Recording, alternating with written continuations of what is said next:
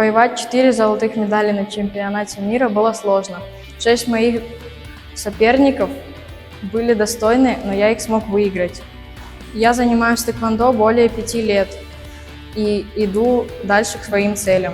С 22 июля по 27 июля в городе Алейн, Объединенные Арабские Эмираты, проходил чемпионат и первенство мира по тэквондо ГТФ.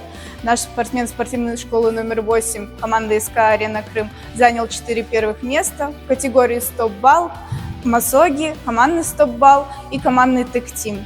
Он выступал в возрастной категории 10-11 лет, вес 43 килограмма. Мы очень сильно им гордимся, желаем дальнейших успехов.